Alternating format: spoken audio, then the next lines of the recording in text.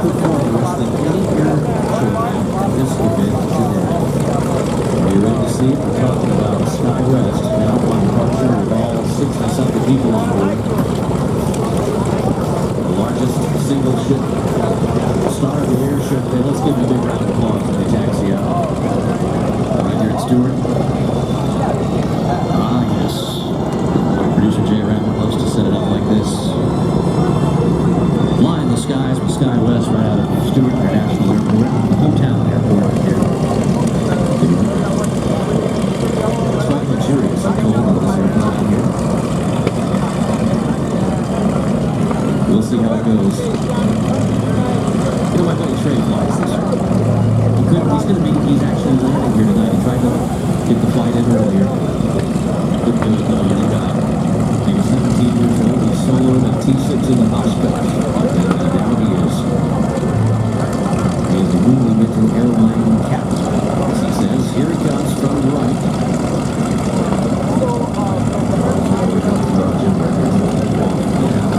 I remember when I was doing this. Brave airline pilot. Here he comes. The throttles are up. He's thinking, don't screw this up. Look at all these people watching. So folks, as they come by, give them a big wave as they head off to, well, who knows? Maybe a luxurious trip to Dallas, Texas. This is Final Air Show. There we go.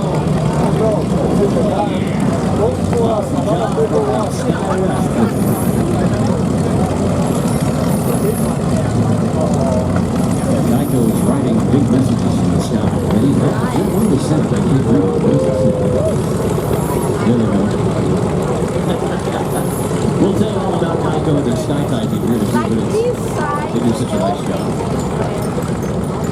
Look at how they do that. Thank you, Mr. Webster. Happy birthday, by the way. Steve Webster. He's turning 35 again.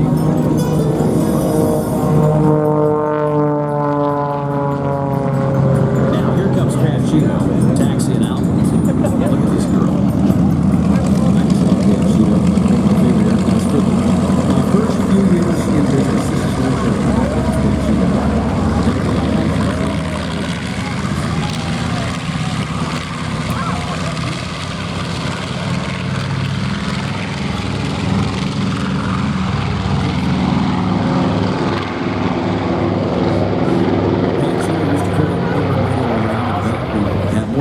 Panchito. You can shake a stick at.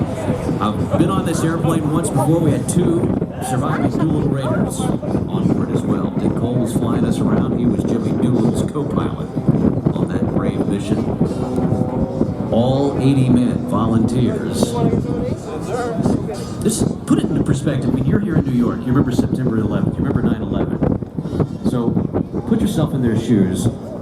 Some 70 plus years ago in Pearl Harbor, right after we'd been hit. Just a few months after that, these guys devised a plan to strike the heart of Japan. From the pitching deck of an aircraft carrier, they put 16 of those B25s on the deck. 80 brave men said, put me in, coach. They knew what they were getting into, and they did just what you're about to see. They were spotted, unfortunately, by a fishing boat off the coast there, way earlier than what they had planned to launch. They went ahead and launched.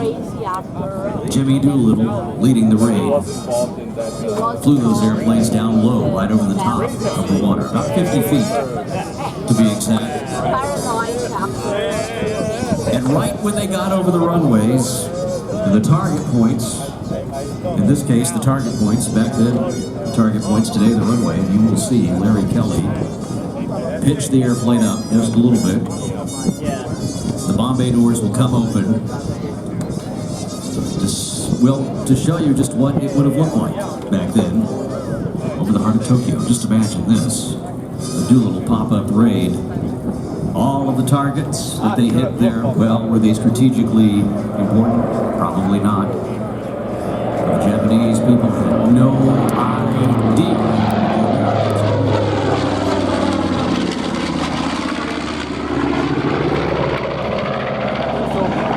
Those 16 airplanes went on to fly for hours, staring the darkness and the unknown right the eyes.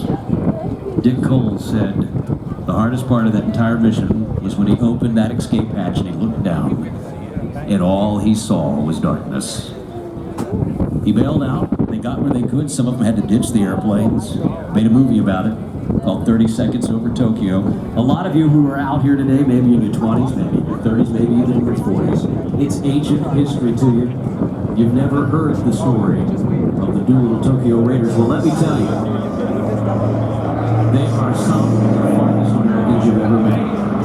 Our relationship today is very large.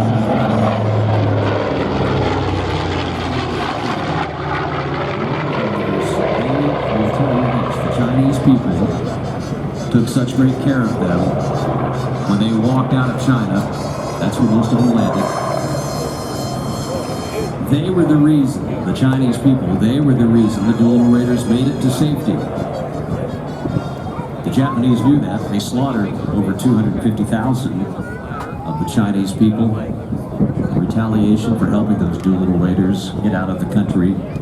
So to their dying day, the Doolittle Tokyo Raiders, all 80 of them, had a special place in their heart for the Chinese people. Today, Larry Kelly and his friends there at the Delaware Aviation Museum Foundation fly this aircraft in honor of not only the Doolittle Raiders, but all of our World War II veterans, living and deceased, and those whose shoulders they stand upon. We're so happy to be here.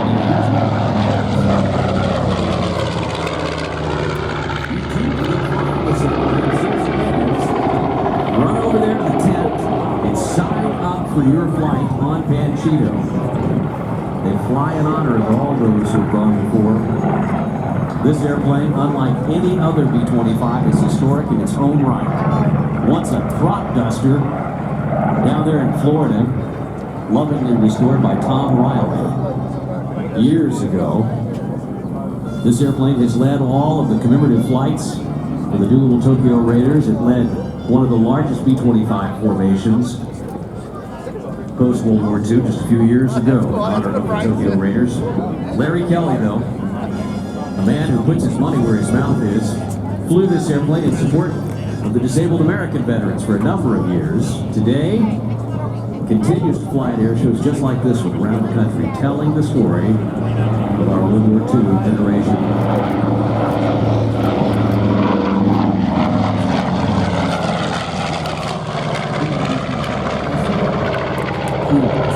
The closest thing I can tell you, just imagine putting a metal bucket over your head and having your two best friends stand on either side and bang on it with a hammer. When you take the headphones off of this thing, it is exceptionally loud. But you have to put yourself back in that time and imagine being shot at. Maybe you're standing there in the waist gun. You can imagine the flak coming up around you. If you're up there in the glass nose and you look down that Raiders bomb site, just imagine what it must have been like coming over the coast of Japan, low and at 50 feet. They didn't have the Norden bomb site on that mission. They had this little piece of aluminum. Looks like a rain gauge almost from your backyard, and that is what they sighted the bombs in with. You can see it on Panchito when you take that flight later on today. Go by there, sign up, take the flight in Panchito.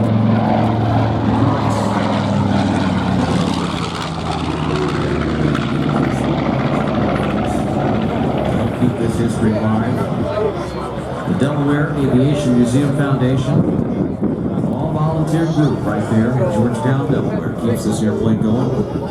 And they would certainly love to talk to you right now. In fact, they're over there by the F-16s in that tent. Go by there, sign up for your flight today. Maybe, though, maybe you want to do something a little more. Maybe you're a pilot. How many pilots do we have out here? Let's see a show of hands. How many folks out here have their pilot's license? Well, I apologize to the people that are standing next to you because I'm sure you've already told them that you're a pilot. I'm glad you're here. So, listen, if you want to go fly Panchito, you can get what they call a second-in-command ticket for this airplane. Larry and the crew there will actually teach you how to fly the right seat position of this airplane for a small fee. Go down there and learn how to fly Panchito. Maybe you don't want to do that, but maybe you want to do something a little more. just a passenger perhaps. Well, you put that word all of the systems. They'll spend the entire day with you. They'll talk to you about the bombardier position, the waist gunner position, the top turret position, the pilot position. We'll learn it all. You will be pretty quiet down there in the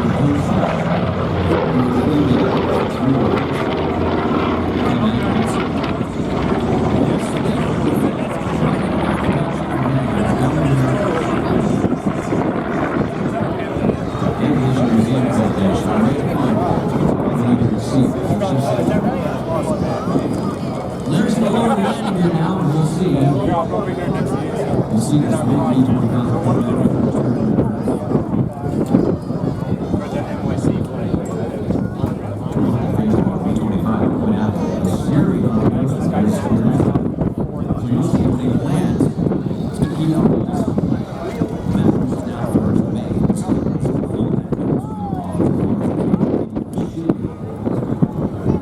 Just like that shot.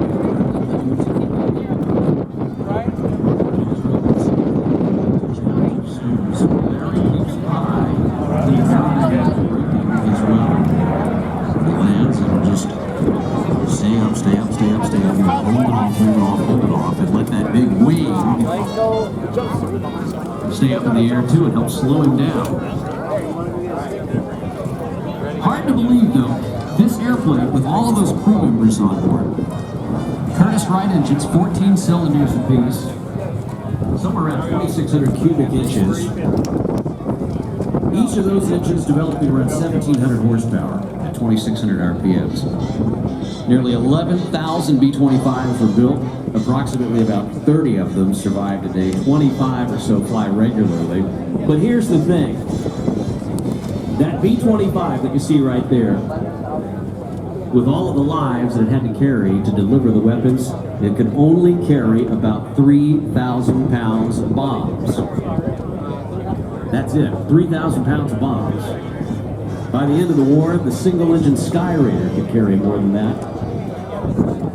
A lot of lives to deliver those 3,000 pounds of bombs. Here's Larry in the flare. He's going to hold it up. Watch it. It's about 150 landings per tire. They don't make them anymore either.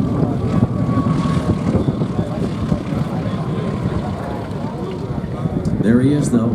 Larry Kelly touching down with Panchino. Great job there. Go by and see him, folks. Take a ride in the airplane this afternoon. It's the Delaware Aviation Museum Foundation. Now, high and to the left, please welcome Mr. Matt Chapman from Embry-Riddle Aeronautical University. Embry-Riddle Aeronautical University. That's E-R-A-U. E-R-A-U.edu. Find out more about Matt Chapman. Man, I'll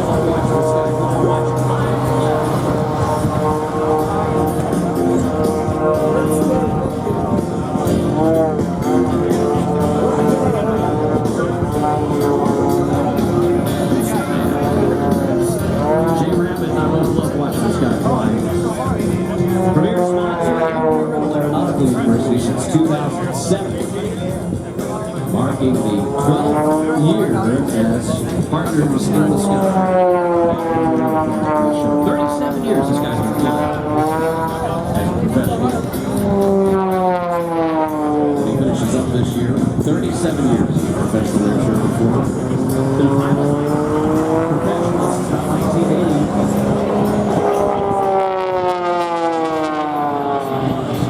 No kidding. A lot of hours. He's a captain on a Boeing 737, the passenger jet for American Airlines, based just down the road here in New York City. He's competed, though, in 2 World Airbatic Championships, plus Oklahoma City in '96, then Slovakia in '98.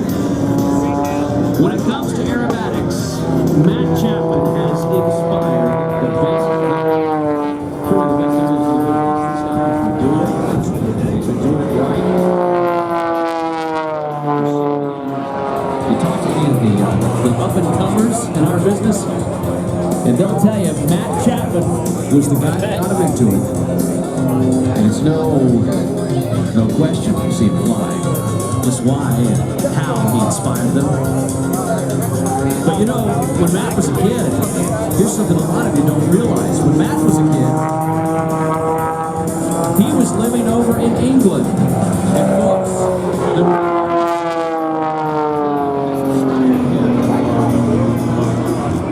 and how cool is it that today he's going to get to see them again? Matt Chapman at mattchapman.com. The young boy from behind the fence. Now the guy in front of him. Awesome job here by Mr. Chapman.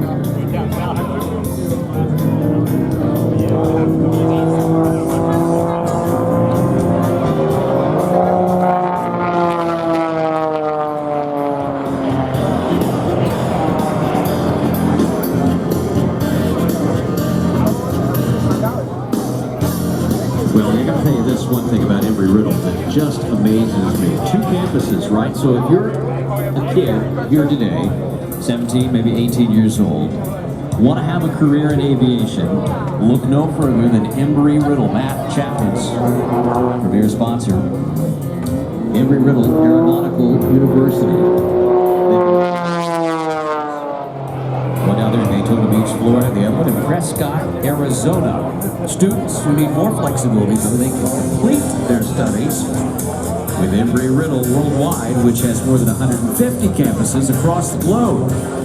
More than 90 are located on military bases. Take all the courses online. That is because they understand the flexibility that you need today. And to be a professional aviator, there's no better place than Embry-Riddle.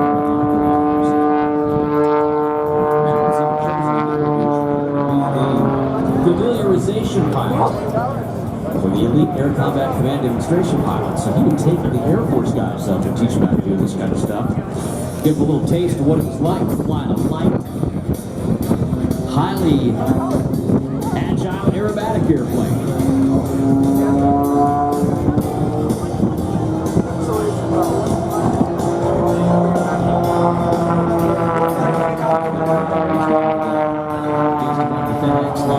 Here comes the big pull. Now this next figure is one that Matt really enjoys flying. Let's watch it now as he just does this little series of snaps all the way over though. A little about face for you. Here he is, Matt Chapman, front and center. This is the part that makes the funnel cake do a little something funny when you eat it. I don't know how these guys do this, though. By the way, they pull so many G's. They're real athletes in the sky. You won't see Matt Chapman, you know, outside of the gym. This guy he always keeps a good level of physical fitness, just like all of our performers. But watch him on this downline, you'll know why. A little blistering set of aileron rolls coming back down. Golly, how does he keep his head screwed on straight? Today, the best in the industry, rehearse and rehearse and rehearse. They do this day in and day out. They've competed in the national and international levels when it comes to aerobatics, precision aerobatics levels. Truly the best of the best. And all weekend long. Matt Chapman will be telling you to go by and visit Embry-Riddle Aeronautical University's website. That's erau.edu and erau.edu for Embry-Riddle Aeronautical University. Matt behind the controls of an airplane called an Extra 300LX. George, do you have any idea what the LX is for? What is that? Extra. It's the level of trim. I think that one's got the in-flight entertainment system on it. Watch him on the upline though. Look how straight that line is. He's just going to pull it up there. He's going to slow it down just a little bit. And watch him as the smoke clears. He's going to back it up a little bit. Now there's that little pendulum. Oh, that would make Grandma lose her pictures, guaranteed. This is the pool. Rocketing skyward yet again. Matt Chapman has another little maneuver up his sleeve for you. That beautiful distinction.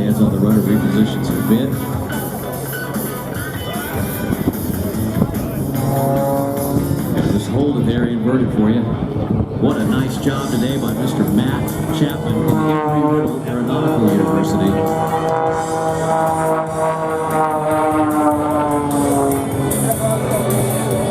Giving the folks down there on the right side of the field a good look. This aerobatic box, that invisible box that's out there, is enormous. Tip to stern, it is a long box, one of the biggest in the business. Everything in New York is bigger.